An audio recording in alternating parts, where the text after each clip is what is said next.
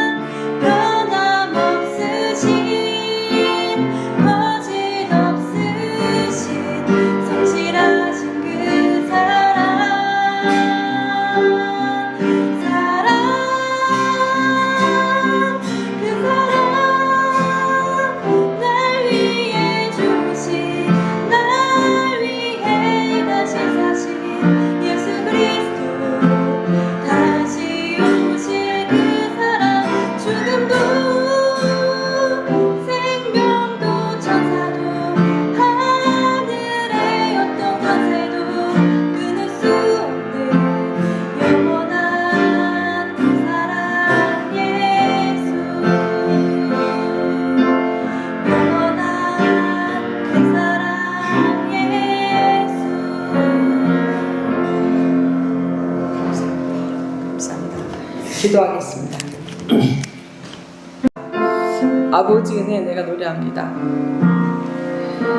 그 사랑 변화 없으신 것 거짓 없으셨고, 그리고 저희를 사랑하시는데 너무 성실하셨던 그 사랑, 그리고 저희를 위해서 십자가에 죽으시고 또 다시 부활하신 예수 그리스도, 다시 오실 그 사랑을 우리는 믿습니다.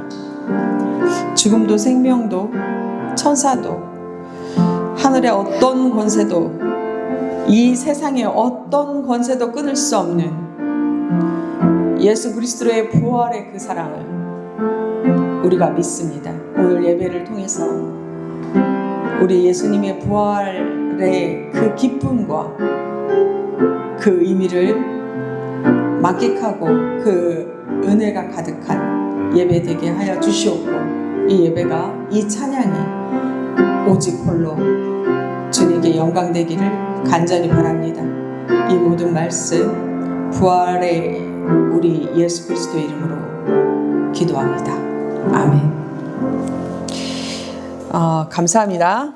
감사합니다. 우리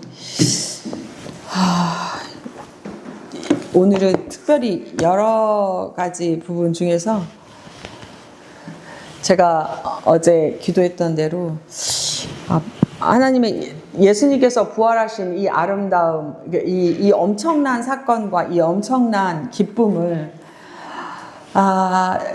굉장히 뭔가 이렇게 찬양, 이 마음을 표할 수 있는 찬양이었으면 좋겠다 이랬는데, 저희에게 또 이렇게 천사를 보내주셔서 역시 하나님은 나의 기도를 들어주시는구나 이런 생각이 듭니다. 자, 오늘 제가 여러분하고 나눌 이야기는 이제 마태복음 마지막 장입니다. 저희가 쭉 마태복음을 쭉 이어왔는데 이제 27장, 28장이 남았습니다. 그래서 제가 제목을 끝난 자리가 아니라 하나님이 시작하는 자리입니다 라고 이제 제목을 달았습니다. 그것은 부활을 말씀드리는 거죠. 여러분이 잘 아는 시인 중에 김춘수 시인의 꽃이라는 시가 있죠. 다 아시죠? 내가 그의 이름을 불러주기 전에 그는 다만 하나의 몸짓에 지나지 않았다. 이 시는 우리에게 한 가지 중요한 사실을 말해줍니다. 이름이 없다는 것, 존재하지 않는다는 것과 같은 의미라는 거죠. 네, 누구도 불러주지 않고 누구도 기억해 주지 않는 삶, 그저 스쳐 지나가는 몸짓처럼 느껴질 때가 있었습니다. 어쩌면 우리의 삶도 그런 순간이 분명히 존재했을 것입니다. 아니면 지금도 존재하고 있는지도 모릅니다. 보이지 않는 사람처럼 살아가는 시간들, 그런데 이 시는 이렇게 말합니다. 내가 그의 이름을 불러주었을 때 그는 나에게 와서 꽃이 되었다. 이렇게 표현하고 있습니다. 이름이 불려주는 순간 존재는 살아납니다. 그리고 여러분, 이 존재가 살아난다는 의미가 바로 부활입니다. 단지 죽은 사람이 다시 살아나는 것이 아니라 이름 없이 살아가는 것. 이 사람이 존재했는지 안 존재했는지 사회에서조차 아무도 관심이 없는 그 존재. 그리고 인생이 다시는 어떠한 부분에 있어서 다시 시작된다 하더라도 이 사람은 이 사회에서 존재하지 않았으면 좋겠다라고 혹시 그렇게 취급당하는 사람들, 이런 사람들에게 인생에 다시 의미를 얻게 하고 살아나게 하고 그런 것들을 우리는 부활이라고 합니다. 왜냐?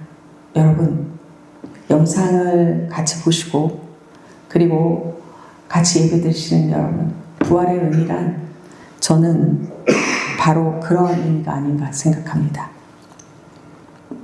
단지 죽었다 살아난 이게 아니라 이미 죽은 거와 똑같은 삶을 살고 있는 그 사람들에게 새롭게 살 수 있는, 그리고 너는 이름이 있고 넌 존재함이 있고 네 존재는 이렇게 귀하고 이렇게 얘기하는 것, 이렇게 얘기해서 그 삶이 다시 시작되는 것, 이것이 바로 부활입니다. 오늘 우리가 읽은 말씀 속에 예수님은 바로 그런 일을 하셨습니다. 이름 없이 살아가는 사람들, 그 사람들을 부르셨고 끝났다고 여겨졌던 삶을 다시 일으켜 세우셨고 그들의 인생을 다시 살아나게 하셨습니다. 그리고 오늘 하나님은 우리의 이름을 부르고 계십니다. 여러분의 이름을 부르고 계십니다. 본문 들어가 보도록 하겠습니다. 자, 버려진 것 같은 자리죠. 마태복음 27장 46절 같이 보겠습니다. 27장 46절입니다.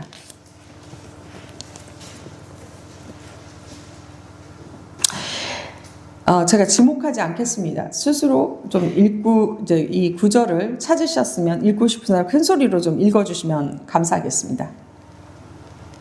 제90쯤에 예수께서 크게 소리질러 이르시되 엘리 엘리 라마 사박다니 하시니 이는 곧 나의 하나님 어찌하여 나를 버리셨나이까 하는 뜻이라. 자, 여기에 엘리 엘리 라마 사박다니 하시니 이는 곧 나의 하나님 어찌하여 나를 버리셨나이까 라는 뜻이라 이렇게 기록되어 있습니다. 나의 하나님 어찌하여 나를 버리셨나이까 라는 고백과 이런 기도를 하신 적이 있나요? 이것은 단순한 고통이 아니라 완전히 버려진 절규, 하나님도 느껴지지 않는 그 순간, 사람도 떠나간 자리, 혼자 남겨진 시간, 혹시 그 자리에 계십니까, 여러분? 혹시 그 자리에서 혼자 슬퍼하고 계십니까? 하지만 기억하십시오. 예수님도 그런 자리에 계셨다. 그 자리를 지나가셨습니다. 그러므로 혹시 당신이 무너진 실패는, 아니면 당신이 지금 처해져 있는 그 자리는 거기에서 멈추고 머물라, 그곳이 너의 자리다, 이것이 아니라 지나가는 과정이라는 것, 지나가고 있는 과정이라는 겁니다. 왜? 예수님도 나의 하나님 어찌하여 나를 버리셨습니까? 라고 절규할 만큼 고통스러운 시간과 혼자만의 시간이 있었습니다. 그런데 그것이 거기에서 멈춘 게 아니라 지나갔습니다.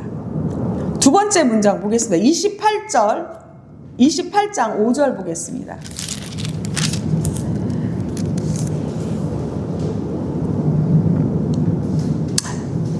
천사가 여자들에게 말하여 이르되 너희는 무서워하지 말라. 십자가에 못 박히신 예수를 너희가 찾은 줄을 내가 아노라.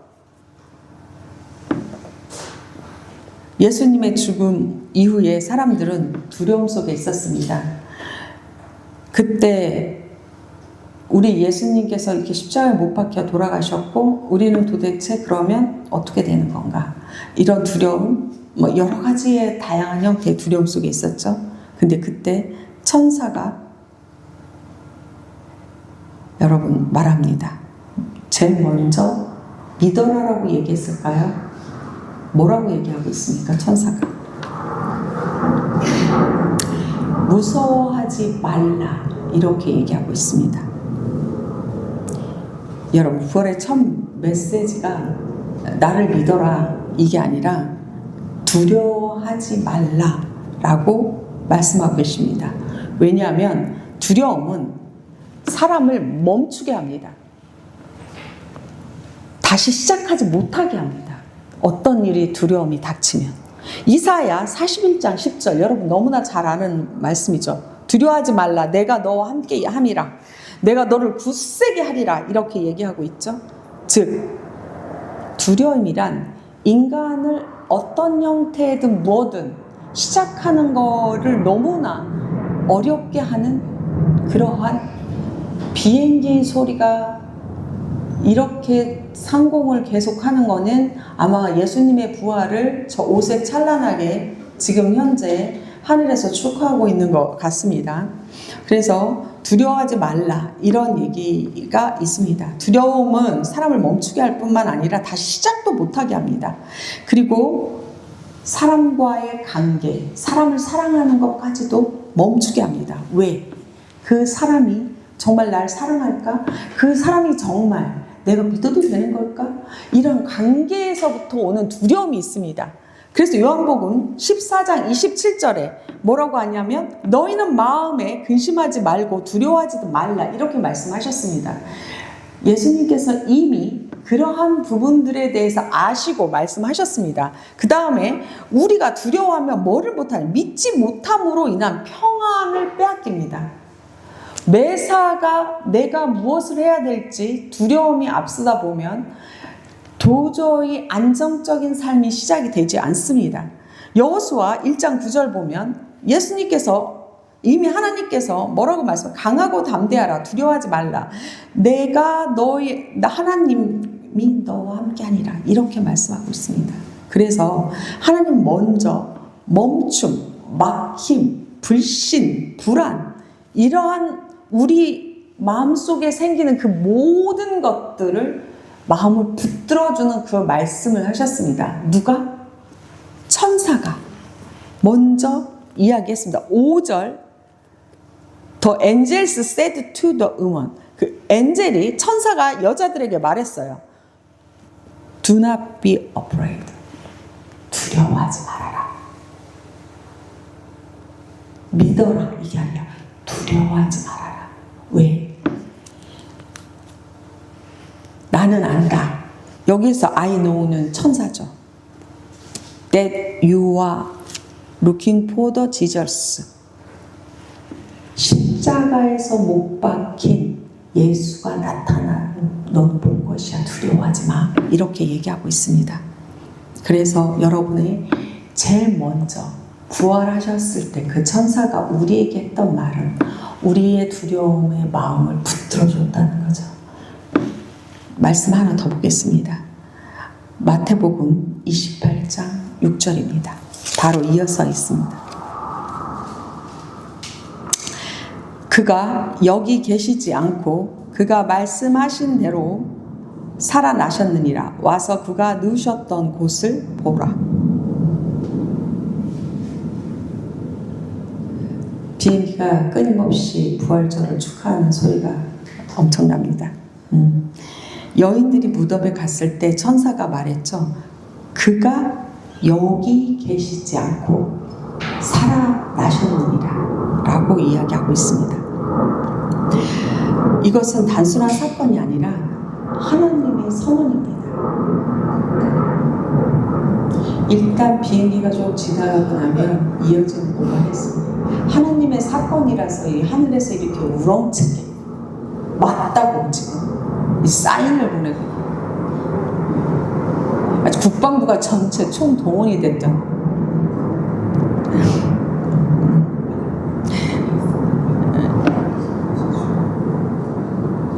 지금 무슨 일이 일어났나요?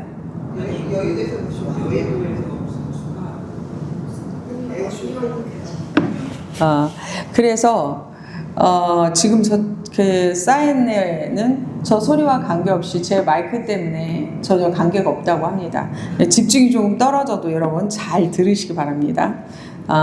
그래서 부활은 여인들에게 무덤에 갔을 때 천사가 말해 그는 여기 계시지 않고 살아나셨느니라. 이건 단순한 사건이 아니라 하나님의 선언이고 죽음은 끝이 아니라 실패 아니고 또 실패의 끝은 아니고 버려짐도 끝이 아닙니다.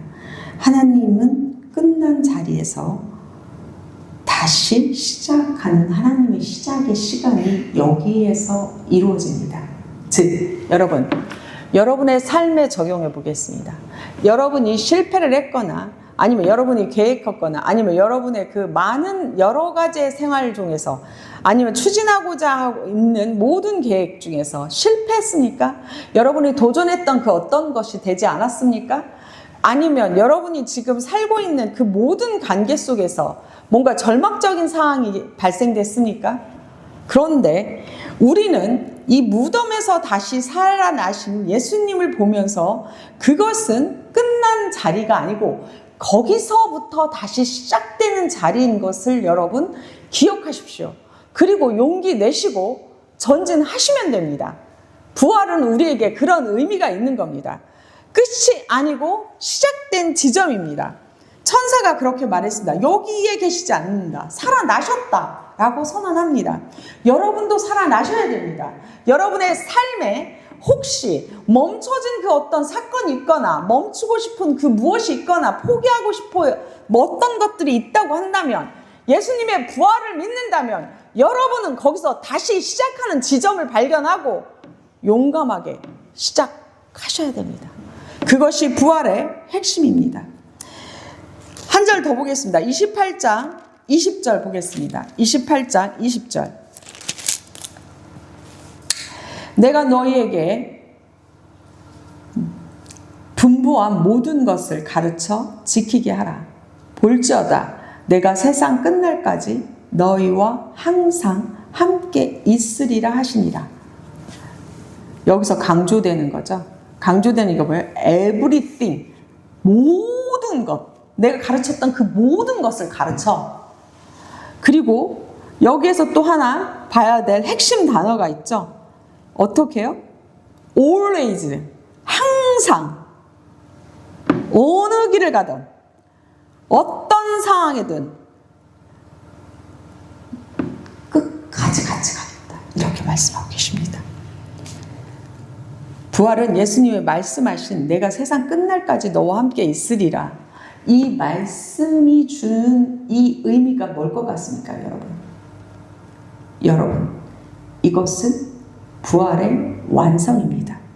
지금도 함께 하시는 것이고 혼자가 아니다라는 것이고 버려진 것이 아니고 끝난 것이 아니고 내가 사는 동안 인류가 존재하고 있는 동안 하나님이 지금 오시는 그 날까지 항상 어느 곳에서도 함께 하신다는 그 말씀, 너의 곁에 너와 함께 한다는 그 말씀입니다.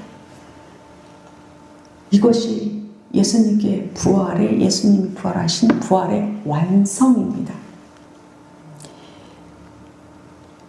버려진 것 같은 자리에서 하나님은 우리를 놓지 않으십니다.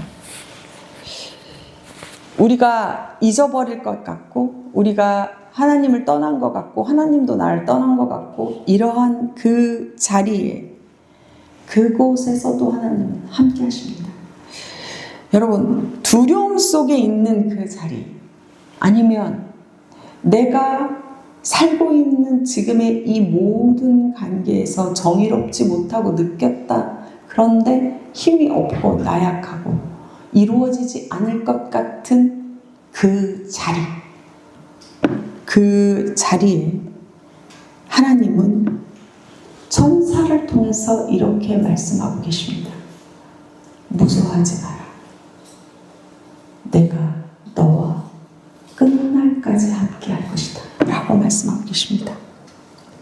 그래서 끝났다고 느끼는 순간 하나님의 죽음을 뒤집어서 생명으로 바꾸십니다. 그리고 지금 이 순간에도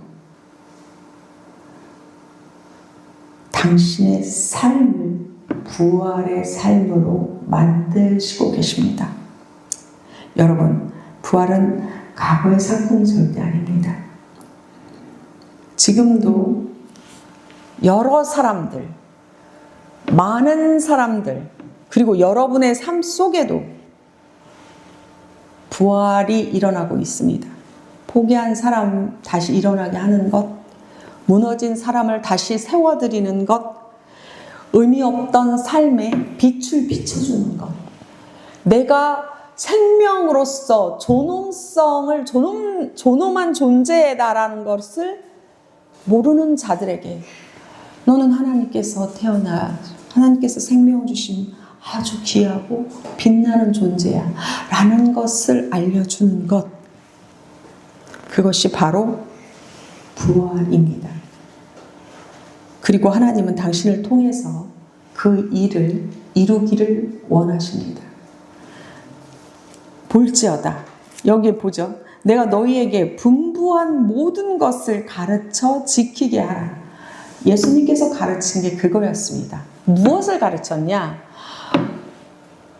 눈먼 자를 뜨게 하셨고 병든 자를 낫게 하셨고 그 사회에서 인간으로 취급받지 못했던 창녀에게 사람으로서 존재할 수 있게 만들었고, 그리고 없는 자들 다 무시하는 그들과 같이 식사를 하셨고 그들에게 삶의 이야기를 들려줍니다. 그러니까 그런 것처럼 여러분, 바로 부활은, 예수님의 부활은 이어지고 있는 겁니다.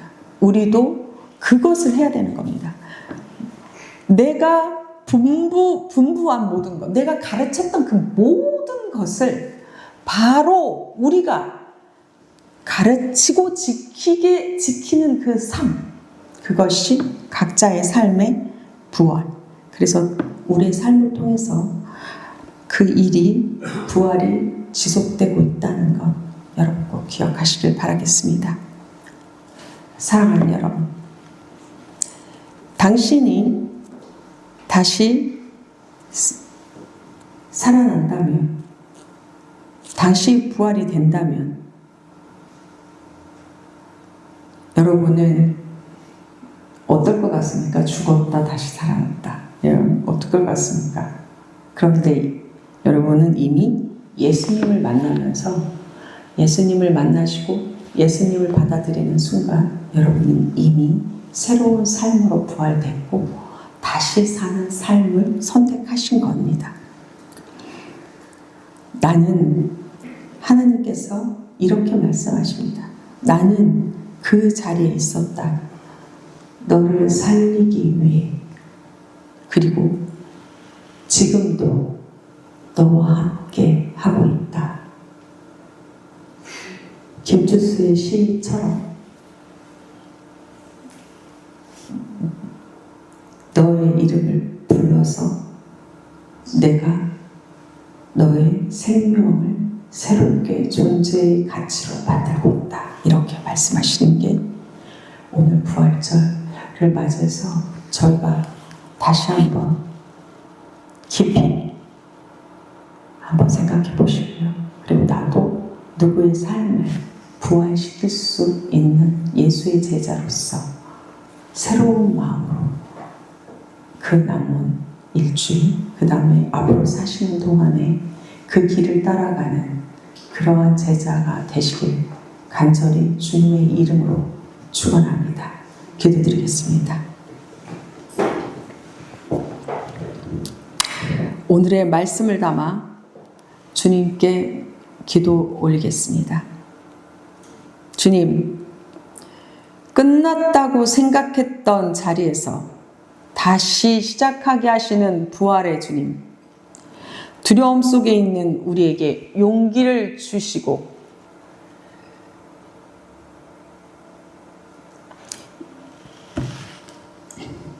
용서할 수 없는 자들을 용서하시는 그 모습으로